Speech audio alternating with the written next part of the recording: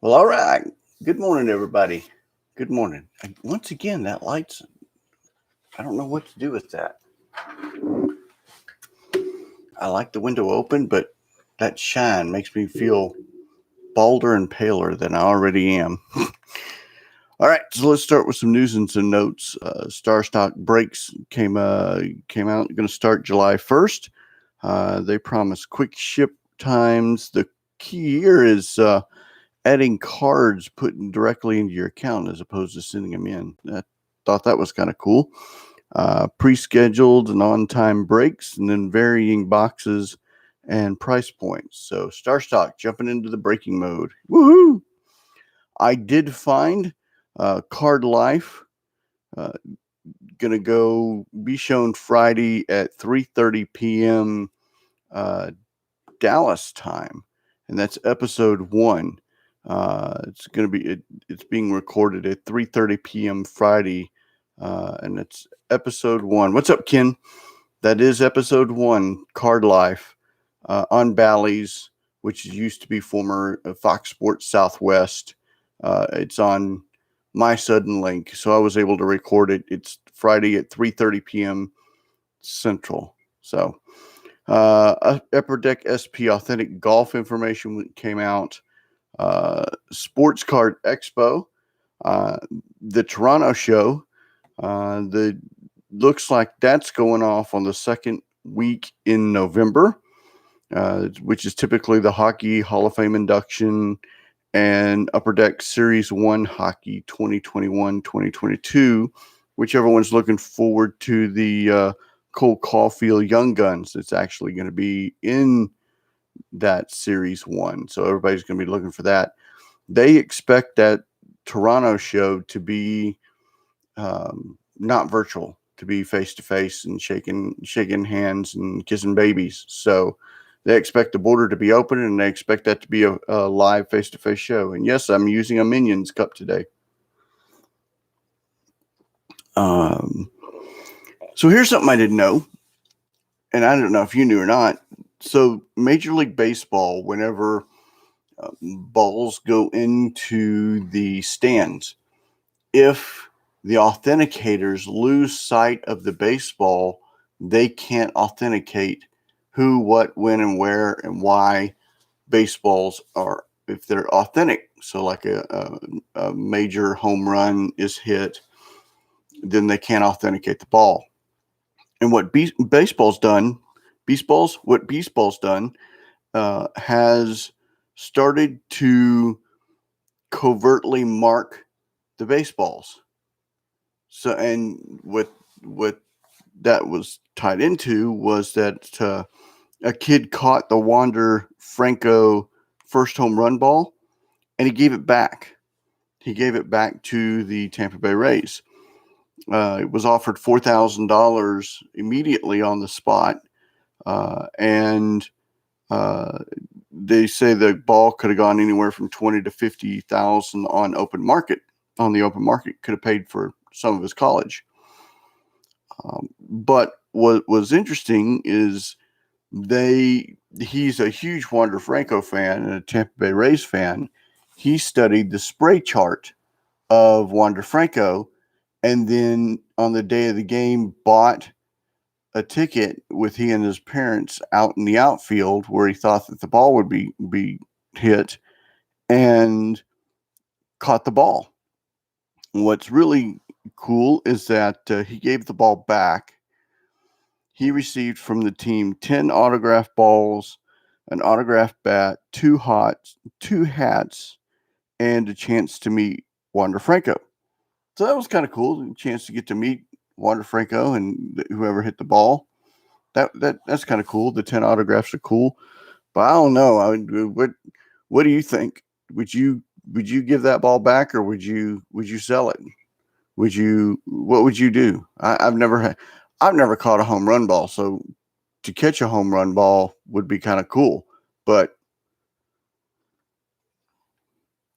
like if I caught a Pete Alonso ball, I might flip out, or even a Pete Alonso foul ball, I might flip out. So I don't know if I'd give that ball back. um, Signature for Soldiers are having auctions at the National. They are they support disabled veterans and disabled children of veterans of active vets. Um, I'm going to drop that link into the show notes so that if you want to donate something, you can go ahead and donate something. But they're going to have live auctions at the National, which I thought was pretty cool, and I thought I'd share. And then speaking of the National, here are some of the announced autograph um, players: Vida Blue, Andrew Jones, some dude named Dale Murphy. I don't know who that is. Alan Trammell, Jim Tomei, Pudge, Ivan Pudge Rodriguez, Jim Plunkett, Ron Harper, Charles Oakley, Gina Toretta, and Ari Lehman. So good cross the board. I'm sure there's more to come, but right now that's what that's who's been announced. On the business side, yesterday I spent half the day working on the show, the other half in shipping, and uh, the other third of it actually talking to friends about the show. And this is why it's titled, "What Do You Think?" Um, I'm a little conflicted about the YouTube show. One of my friends that I was talking to said that I need to do a lot more self promotion. I need to do a lot more um, sending stuff out. I need to get more active into social media. I need to become more involved in the social media aspect. I have confusion with that because right now I am just building up the eBay store and spending a lot of time building up the eBay store. So, do I spend time building up the YouTube show, or do I spend time putting stuff on eBay and building up the eBay store? What's up, Carl? I'd give the ball back. The chance to meet the player and get some autos is once in a lifetime. Plus, a cool story to communicate. That's true. That's true. And if you get a chance to get a photo, or if you get a chance to, even if you get a chance to get an auto ball, I could see that. I could see that, man. Though, but P. Lonzo or Nick Solak, or that'd be kind of tough. That'd be kind of rough for me. I'd sure would have a hesitation on that. I'd probably in the end do the right thing, but man, I'd sure have a hesitation on that. So that's the dilemma that I'm having. Do I spend time building up the YouTube and working more on social media and Instagram and other platforms, or do I spend time building up the eBay store, especially with what people are telling me the market's down 30 to 40%. So as far as I'm concerned, I need to make the engine run better. And Ken had a great idea yesterday of only doing the SEO for cards over $5. I might have to move that to $10, Ken, because I put 3 cards online last night through SEO, and 2 of them sold. But it took an hour to do it. So time versus efficiency versus build up. I know over time that it will correct itself, but time is the enemy. Time is the enemy because you can never get it back. You can never get spending it time. Yeah, that's true. That's Ken. That's a great deal. eBay store. You've said this is your job and you need to make the money. That's where I'm leaning towards. And how do I become more efficient at it? So, and then that brings up another thought of, so I bought, and I posted on Facebook, I bought a bunch of cards for the October show, and I'm still for the October Dallas Card Show, which I've already decided, okay, I'm going to drop it, and I'm actually going to have a booth at the Dallas Card Show. Well, in October, do I start purchasing inventory to try to build that up for then, or do I take the 100 cards that I have 25 cents on and sell them all for $1 now? I don't know. What do y'all think? What do you think? That's what the title is. What do you think? I know it's my store and I know it's my business, but we're on this journey together. So I thought I'd ask, what do you think? What do you think? As well, I've been looking towards Instagram and building Instagram and other social media platforms.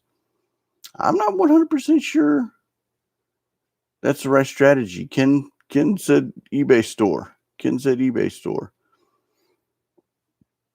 And do you do multiple verticals of boxes with now boxes and this vertical and that vertical, or do you just concentrate on, it's the Facebook dilemma of, do you sell on multiple platforms or do you concentrate on one, or do you spread yourself out so that you can get the maximum level of exposure?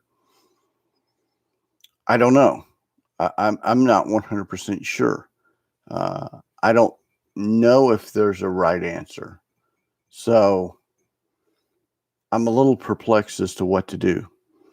I'll probably think about it a lot this afternoon. I'm going to have a lot of downtime this afternoon to do some thinking, especially when I take my walks. Rookie question: what is SEO? So SEO it's SEO, Sam Edward Optimus Prime. Nerd out. Search engine optimization. It is using keywords to maximize the number of views on your listing or on your blog. It's a way of making yourself, through key search words, to make yourself more or found. By using certain keywords, I've been able to not masters are, I've been able to optimize or get more eyes on my eBay store and on my eBay listings, and my traffic to my listings is up anywhere between 10 to 15%, while the market is down 30 to 40%.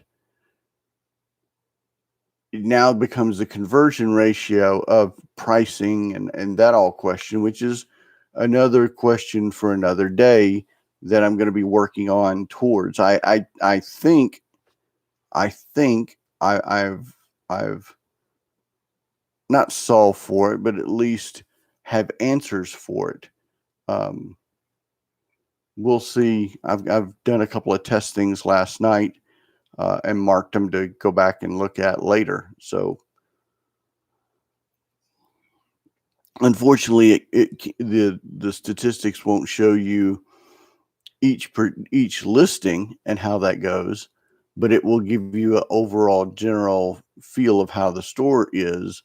And as I add more listings with search engine optimization tactics, for lack of a better phrase, then you are able to tell the engines be able to tell you how better it's being run. When I do my eBay show, I'll go over a little bit more in detail about this. It's probably going to be it's definitely going to be after the holiday, and it will probably make more sense. I'll pick a couple of cards to put online, and y'all will see why it's you'll see why. And what I did is I took a listing last night that had only 1 million views or potential views to it, and turned it into 6.4 million views. Exponentially, I was able to put 6x worth of eyes on it. So, but it's a ton of work. It's a ton of work to do that. So, do it on higher dollar cards. I agree. What is that price level threshold? And okay, so you take the singles for your typical 99-cent singles, and you just run that through the